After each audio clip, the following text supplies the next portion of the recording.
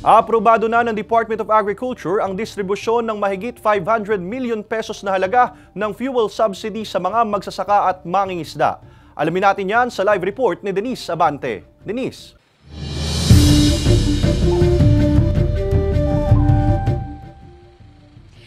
Mas maayos na sistema ng pagpapagasolina ang hiling ng ilang mga magtatanim sakaling mabigyan ulit sila ng fuel subsidy mula sa Department of Agriculture.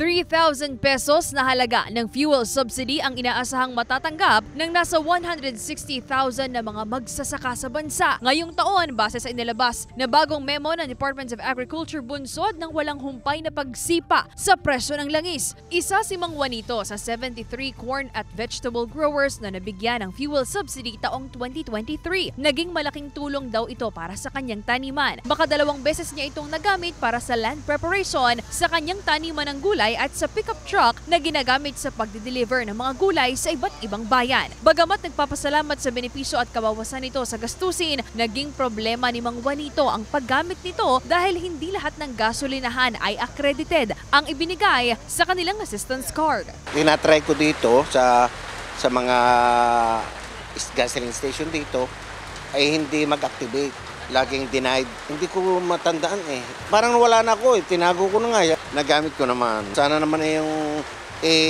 agad nila sa lahat ng gasoline station. Sana naman huwag na magka-problema ganyan para ayahay. Ayon sa Batangas City agriculturists, ang mga mabibigyan lamang ng naturang ayuda ay ang mga nakarehistro sa Registered System for Basic Sector in Agriculture. Tulong din siya dahil in a way na sa land preparation, nangangailangan tayo ng fuel dahil gumagamit tayo ng traktora. Sa post-harvest, gumagamit din tayo ng mga machinery.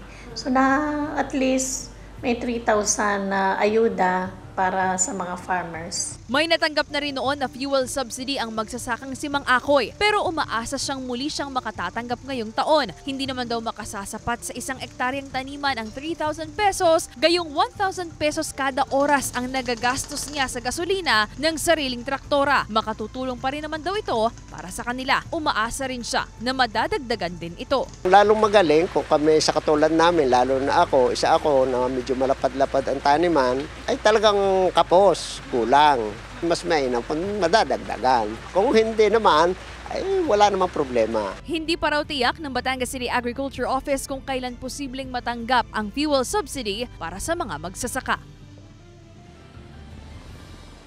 Sa huling panayam natin sa Batangas City Agriculturist, posible raw na sa ibang sektor naman ng agrikultura ibigay ang fuel subsidy dahil nauna nang bigyan ang corn and vegetable growers noong nakaraang taon. Ace?